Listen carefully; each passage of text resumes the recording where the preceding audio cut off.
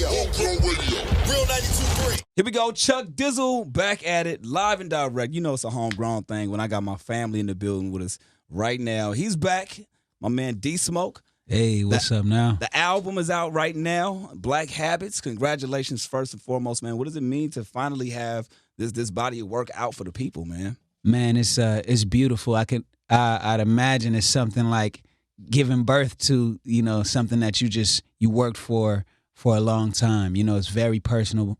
It's a lot of love poured into the project, and so it's something that I look forward to sharing with the world and letting it leave my hands and I know it's like people to enjoy it. a little bit of relief at this point because I know Absolutely. you've been working on it. Like the first time you came to the station, you were already like in the midst of working on it. It had certain things. It was skeleton versions, but it wasn't complete. So now that you finally fast forward to the final version that's finally out there, are there any like regrets that you have in terms of like, oh damn, I wish this song made the project, or are you 100% happy and complete with what we have with Black Habits? Man, you know what? I don't have any regrets on the body of work that we're putting out.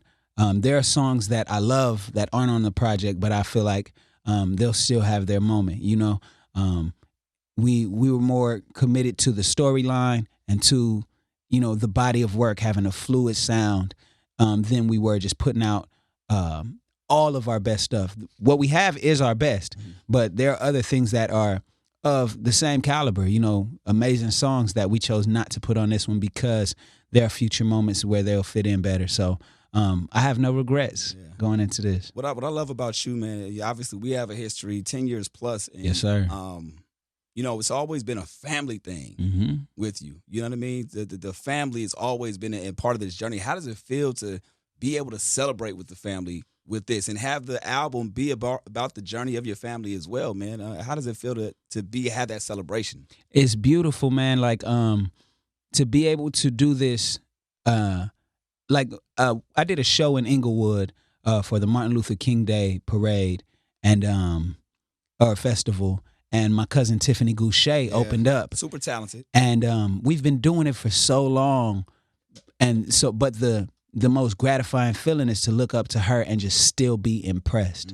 I grew up around music, some of the best musicians, but to still someone who you love and will appreciate them regardless of what they do, to watch them do what they do at such a high level is such a beautiful feeling. So to celebrate these type of moments with people who what they sacrifice, you know how much work they put in, and now to see it come into fruition alongside, myself, who now gets to witness a lot of my dreams come true, is just a beautiful feeling, and that goes for her, my brother Davion Ferris, sir, who, so many victories are coming at this point in time, and it's just the result of seeds planted, consistent watering over time, and then finally, when that season came, things started to flourish. Now, when I saw the track list first drop and the cover, the art cover, man, explain for the people that are seeing that but don't understand or don't get a chance to have this one-on-one with you. What was the mindset behind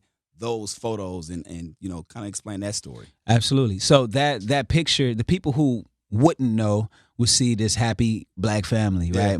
Mother, father, 3 kids. And but the people who know could look at like my father's outfit and kind of see like, wait, that's they not at a park. No, this isn't a day at the beach. Pops was locked up at the time, and that was actually a conjugal visit where we went, and for a day or two, we would stay in this house that's within this barbed wired fenced area, and be a family. It's almost like we're all locked up for a second, and but those moments were priceless nonetheless, because these are in between years of not seeing him face to face. There were just different levels of interaction that you would have to enjoy. Sometimes it was just a phone conversation. Other times it was across the glass where you put your hand on the glass. Right. And then it was the moments like the conjugal visits where you actually get to interact, and those. That's why you see these happy kids, because it's like he's tangible today. How far in between were you able to have those type of visits? You know what? I actually only remember one conjugal visit. And I think part of the reason I remember, like, it was at a time when Pops was locked up, in school, we was knuckleheads. Like, not in class. I did my stuff in class, but on the yard, you know, let somebody say something about Pops. It was just that soft spot. Let him have it. Mm-hmm. And so at that time, I thought I was tough because I thought I had to hold it down. I had to be the man. You know, we had to be young men in his absence. So I just remember going on that visit, and Pops was swole, right? Super buff. Tookie Williams shit. On some Tookie Williams swole. Yeah. And I've shared some of those pictures. And I remember, you know, sitting on his lap talking to him, and he was like, I was like, man, I'm be getting in fights. I could fight. I'm trying to tell him, thinking he gonna be proud. Impress him. And then he was like, go ahead, hit me. And I was like, I don't know if you want that. You know what I'm saying? My little 6-year-old self trying to warn him, like, I might hurt you. Right. And then he was like, hit me with all you got. And I just remember taking off. Boom, boom, boom, boom, boom, boom. And then after probably like 10 straight punches, he just busts up laughing. You know what I'm saying? Like, and that's one of them memories I remember, like dang. And that's the moment I was like, he's like Superman, because if he could take my punches, you know. Now, were these in between these visits? You know, what was the explanation? Did you knew the magnitude of why he was away, or did you know, like some families say, oh, they're on vacation, or they try to hide the stories? What was it with you guys? No, so my parents, they didn't really hide what it was. They didn't. It wasn't until later that I asked, like, I was probably a teenager by the time I was like, what exactly did you do? You know what I'm saying? And he told me the story. The real deal. The detail, every detail. But as a kid, he was like, I messed up. You know, I did something wrong. So you knew it was like Daddy did something bad, and that's why he's away. Yes, and that's, you know, even in the letter that we wrote to the judge that we released as part of our rollout, you know, that I appealed to the judge's sense of humanity. Like, look, we understand that my dad did something wrong, but he's, you know, I don't know if I said he paid for it and he knows better now. He loves me, so he's not going to do it again. Give him a chance. Right. You know, so we knew that much at a very basic level. And I also knew that it had to do with drugs, you know. So and our parents wanted us to be aware, wanted us to be conscious of, you know, the consequences to what, you know, his actions were. So you took those lessons, obviously. Now you did write a song or have something on the album like My Daddy, man. Mm-hmm. I mean, explain that song, and then why was it important for you to actually have him on there? Right. So that song is because we share with the whole world what the downfalls of the family are, the hard times are. You got to complete the story, because obviously I'm who I am today because I had a present father during the years following his incarceration. So like My Daddy was me celebrating, you know, him making up for lost time. You know, my story is not unique in that it's so many people who have fathers who spend time away, come back and have to make up for lost time, and do so, you know, beautifully. So that was, you know, hip hop culture tends to celebrate mothers as it should. You know, we got, you know, Pac, Dear Mama, you know, Kanye's song about his mom. But how many can we point out to be like, this is a song about fathers who, you know, did that work? I'm really trying to think of off top, like, is there? I don't think that there's a song really out there that really celebrates fathers. I'm sure there is, but I just, it's not. It doesn't come not to the caliber. Like that. Not to the caliber or as popular as those. I mean, that's Their Mama's just huge. Music too. Exactly. Like, wow, I didn't think about that. Now, you're not a father. No, I'm not a father. Sometimes of sorts. I'm a teacher, so right. No, but I know, you know, I'm a pseudo father. Rock with each other throughout the years. And you're a father though. Yeah, so, I'm a father. Father. But the reason why I wanted to, you know, I do this segment called Dad Advice. Yes. And I think that it's important that you talk about the advice that you've gotten from your father. Absolutely. And what's one of the biggest lessons that you'll take from him to your son or daughter when you do have kids? Making mistakes is part of the process. You know, it's all how you recover from them and don't make the same mistakes. You know what I'm saying? He gave me that advice. And then actually I was at Tyrese's house at a party, and Vin Diesel echoed that advice. Vin Diesel was like, the best thing he ever learned was that you can and should make mistakes. And he was like, he's never felt more free after accepting that advice, being like, oh, I'm good at that. If that's part of the process, I'm on the way. Yeah. You know what I'm saying? So, but that's something that, and my dad is a living example of that, you know. And so I think some people who have, you know, made mistakes have gone on to do some of the most beautiful work because they're coming from an informed, lived experience place, you know. Yeah. So yeah, I would think that's one of the biggest things. What do you think the biggest misconception about DSmoke today, you know, is now? I know I believe we asked this before when we were on Homegrown, when we first kind of like did the interview before when the launch happened, and it was when you proclaimed the winner. But as of right now, sitting with, you know, all the success, all the accolades at this point, you know, now you're getting responses in real time of how people are perceiving you. So what do you think one of the biggest misconceptions is? I think the biggest misconception is that it just happened. Like it's recent. Right. You know what I'm saying? No overnight This story. is not recent. Yeah. And it's also not the first taste of success that I've had, you know. I was a successful teacher. You know what I'm saying? I was a great teacher, and the principals that I worked with and for, the students that I worked with and for can all attest to that. I was a successful writer, you know. I got ASCAP awards. I've written songs with Babyface, me and him sitting in the studio. Right. Like I've, you know, worked with, you know, Jaheim, you know, Brian Michael Cox, a lot of these heavy hitters, you know. And collectively that list is even longer because I'm part of a camp who's been doing it for years. So I think, you know, people equate popularity to success, you know. So the most common misconception would be that, oh, DSmoke is now, he now is successful. It's like, no, we've been at it. One of the things that I hear a lot, and again, because I know you, it hits me a little different with the comparisons to Kendrick. I love it, but I'm like, no. This dude has his own story. Don't box him into that. And that's nothing to take away from Kendrick and nothing to take away from you. But I'm like, listen to what he has and wait. Because I think a lot of the times people, like you said, they're getting a snapshot of now. So whether it's physical appearance with the hair and just, you know, your performances, it's easy to compare, but it's like, no, like there's way more. And the main answer, what I tell people, is just wait. You'll see. You'll see. It's more than just that. How do you take those comparisons if you do see him at all? Well, first and foremost, Kendrick is brilliant. He's a absolute genius. Yeah. And so to be compared to Kendrick, you know, my immediate response is to, you know, take it as a compliment. You know, what audiences tend to do. I think there's not much of a precedent set for artists who are speaking to people in their music and also entertaining at the same time. You know, a lot of people feel like it's a trade-off, right? You know, either we're in the club or we're in the elevator, you know, right? You just either you smooth jazz or you 808s, you know. But when we only have few people who walked that fine line. Kendrick is one of them. You know, Cole is one of them. We had Jay, we had Kanye, we had so many people prior, but how many do we have at the same time at any one point in time?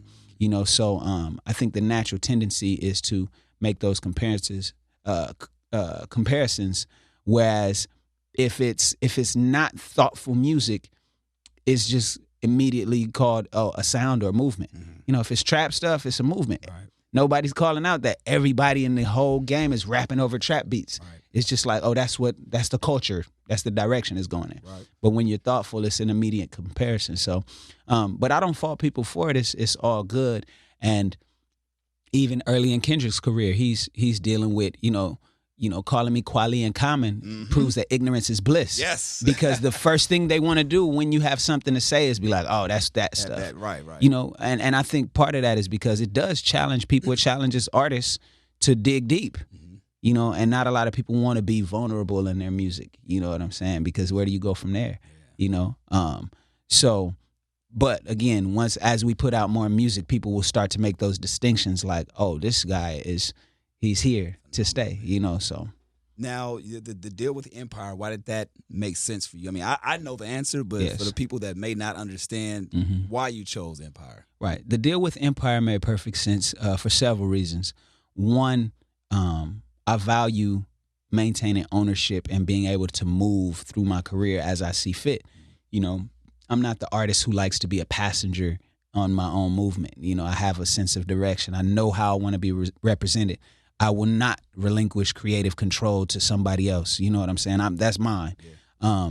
And so we had. When did you learn that though? Like, because I feel like a lot of artists make that mistake, and when something's presented to them that you get it dangled in your face, that success, money, whatever the case may be, they go for it, they bite. So for you, why was that important to say, nah, no matter what happens, I want to make sure that that part of my legacy is intact? Right. Well, I'm fortunate enough to have this opportunity in my 30s after I have a set of experiences that inform me on how things actually go. Make those mistakes. I'm still in a publishing deal that I signed when I was 19 years old. Really? Right, and haven't moved into the second term. And depending on the conversations that follow with that company, we may do an interview where we talk completely about the whole thing. Wow. So I learned that for the initial part, the honeymoon stages, these companies are going to do everything in their power to push you, over the edge in terms of like blow up the movement. However, they're on to the next thing coming, and then your career ultimately is still in your own hands. The only difference is you now are indebted to this company who made this initial investment in you that will never amount to what you put in yourself. Absolutely. And long after you pay that money back, you're still paying them. And that's why they put that money up. And there's no exception. These are banks, glorified banks.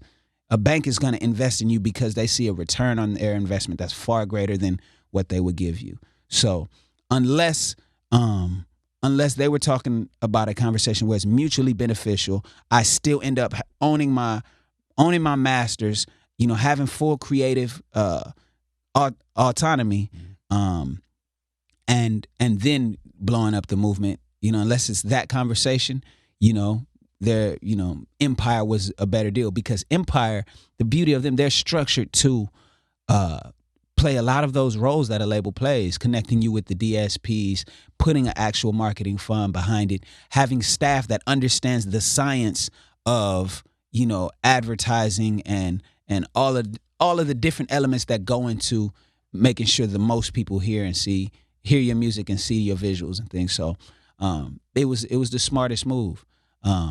And their track record speaks for itself on their ability to do it. Everybody. They got and from new artists coming out of these local cities to major artists, Snoop, and I do my due diligence. One of my mentors always said, do your due diligence. Snoop spoke highly of him. Tip spoke highly of him. So everybody, the reputation of the people there was untarnished. Everybody was like, Ghazi is a good dude, and he's at the head of it, and the person at the head determines the culture of that organization. So it was a right move, and I've been able to continue to be myself since we've done that, and we've been moving 100 miles per hour. Smashing. Let me just put it like that. 100 miles per hour. I hate asking this question, but I don't have to do it, but I love doing it just to see where your thought process is. Favorite song on the project, and let me ask it like this. Okay. Which one do you feel like is the best? We do something called, with Homegrown, we do something called the business card track. What do you feel like is the best representation of who DSmoke is off of Black Habits? I like the term the business card track because that's easier for me to answer. Got you. The business card track is Black Habits 1. Okay. Right? Hence why you named it the project. Okay. Well, it's produced by Siege Monstrosity. Shout out to Blackness right there. Yeah, If you guys don't know, go Google Siege Monstrosity. Great person, too. Yes. So it's produced by Siege Monstrosity, and it's the title song. It's one of two, like part 1, part 2, title songs on the project. And I think from rap demonstration to the song structure itself to the feature being my mom to having the moment where I speak Spanish in there, it's it's one of those. Everything. Yeah, it does. It All does. Right, so now I have to ask you, which one is your favorite one off the project? My favorite one, I'm gonna have to go with. This is just the one he's gonna answer right now. Somebody else is gonna ask. You're gonna have to say something completely different in a different interview. I'm gonna go with Sun Kissed Child. And why is that? It's just when I heard the beat, DJ Battlecat produced Salute. that. Yeah. When I heard the beat, the chord progression I literally could have just listened to the beat. I wish I would put the beat on the album and just be like, y'all keep listening to this. Matter of fact, we're going to run this. That's track 17 or track 16. We're just going to put that Sun Kissed instrumental. Exactly. We're going to put it back on there. But the chord progression just spoke to me. And it's Lawrence actually played the chord progression, and then Battlecat built a beat around it. So they're both on there. And that's one of those where I halfway through a project, I was like, all right, we're going to come out with our hits now. Mm-hmm. I got the content. Now let's make these hits. Right. But it just kept coming out content, and that's, you realize that you do something greater when you're able to connect with people. The hits will come, and we got those too, but that one is like, I'm super proud of what came out of it. And then the melodies on the features, my friend Iguocho, who's on the hook, and then Jill Scott at the end. It's just that right there. It's just she does a beautiful poem, and you feel like, because she has a son, and you feel like she's talking to her son, and so it's this warm energy that she brings to the track, in the poem, and then sings the final hook. So I love that moment on the project. Now, before we wrap up, I do a list of things that I got right now. It's going to call it my first. Okay, my first. Okay. My first album. What was the first album you bought with your own money? First album I bought with my own money. I want to say ATLians. Outkast, yeah. Okay. My first car. 2000 Honda Civic hatchback on 17-inch rims with tents on the back and 10-inch woofers in the back. How many times did it get broke into? Once. I knew it. Oh my God. Them Civics, man. The Civics, they come. It got broke, and they stole my CD collection. Wow, damn. Okay. With probably Outkast was on that as well. It was in there. Damn it. All right, so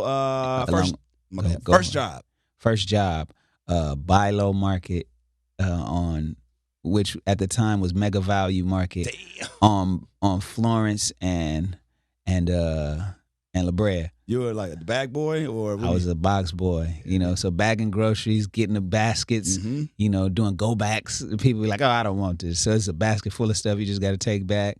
Yeah. All right, first instrument that you learned how to play? Piano. Okay. First tattoo? It's Saved to the Bone. So Bone is my crew. Okay. But I knew I couldn't come home. So I had a double entendre. I couldn't come home with just like Bone Gang on my arm. So it's a cross and it says Saved to the Bone. And then I come home and I showed my dad and he thought it was fake. And then he just slapped it. Like, pow! I was like, How old were you when that happened? 17. Get out of here. Yeah, I was 17. Okay. All right. First concert. First concert. I feel like I've been going to concerts my whole life because I was so close to like gospel music. Right. But as a teenager, Fred Hammond paid me to help them set up their concert, and then we got in for free and was super close to the stage. But it was gospel. Yeah, I mean, so it was a Fred Hammond concert. So okay, first hip hop concert. First hip hop concert. If you can remember. What was my first hip hop concert? Dang. I don't know. Pass. We're going to come back. What was my first? I've been to a grip of them, but I don't know what my first was. One. Yeah. First experience. Mm-hmm. All right. First thing you did today. First thing I did today, I prayed. Okay. And I brushed my teeth. And this is going to be super foul for me to go to this next one. What's the first drink you got drunk off of? Whiskey. Whiskey?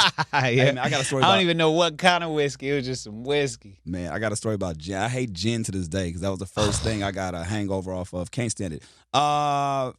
First time you got starstruck. First time I got starstruck, dang. Probably when I met Jill Scott. Really? Like, and I've met in the famous process people. of creating this? No, before. Okay, you guys had a history. Yeah, years ago. Gotcha. Yeah.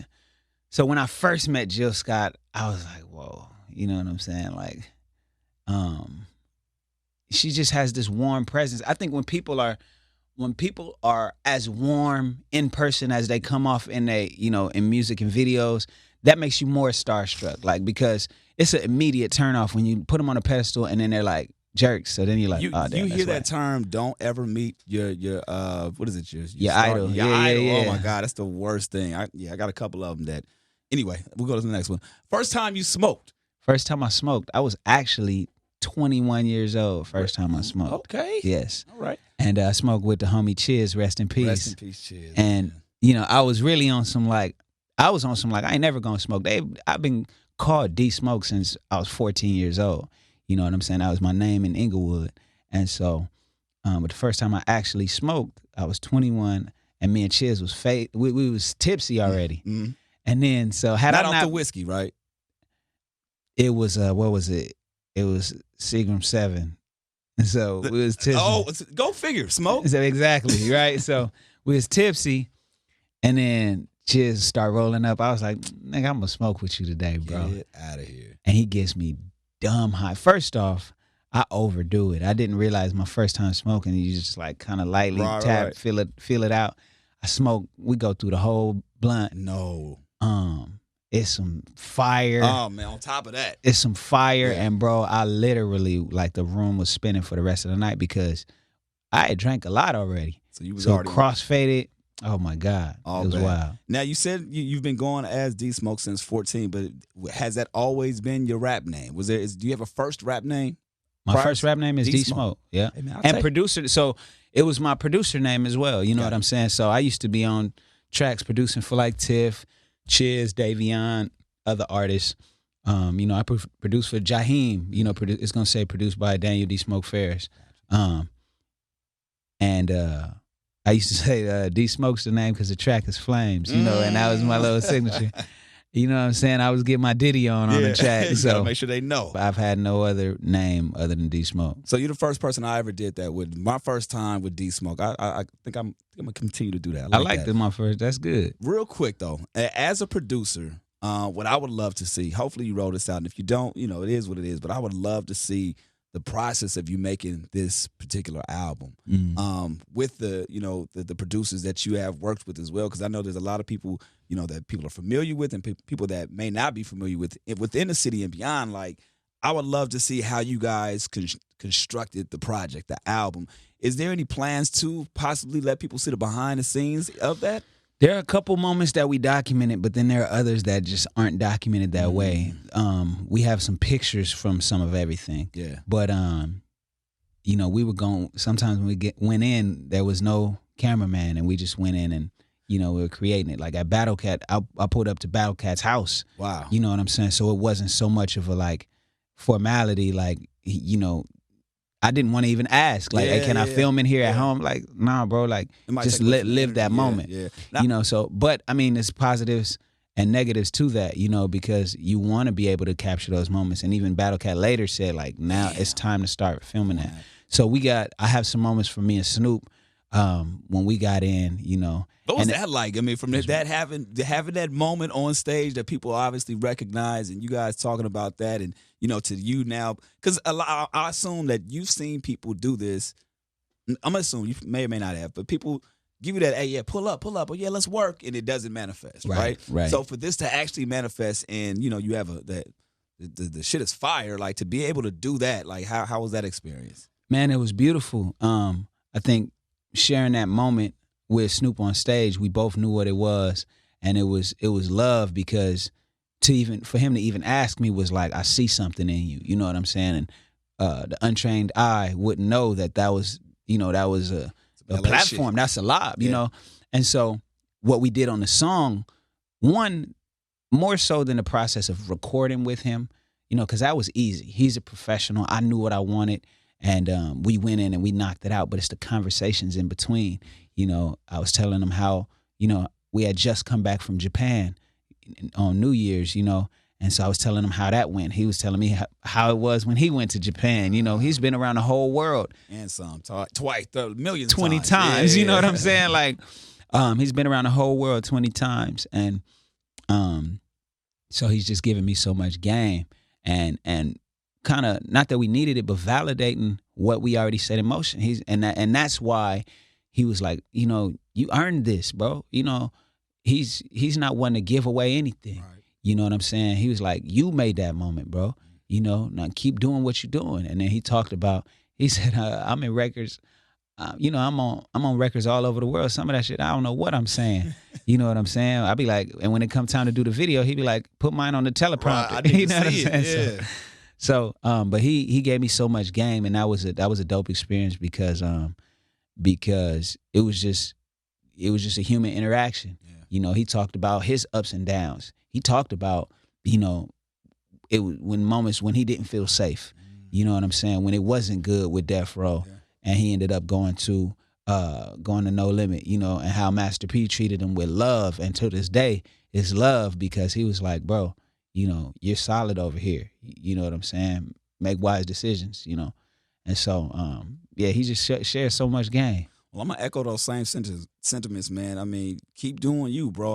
I've witnessed it, I've seen it, and I just can't wait to see the evolution and what continues to happen with your career and you know in life. You know what I'm saying? So I've been really making it a point to just let folks know that I do appreciate them. You know, I love you. You know what I mean? Too, like bro. you really family, man. I can't wait for this to continue to go for you. So congratulations on the album. Much love to you, my guy. My G. Black Habits, going to grab that. Of course, it's a homegrown thing. Chuck Dizzle, salute to big ass head wherever you at right now, man. DSmoke, Inglewood's finest, man. Yes, sir. Super good. Yes, and we out.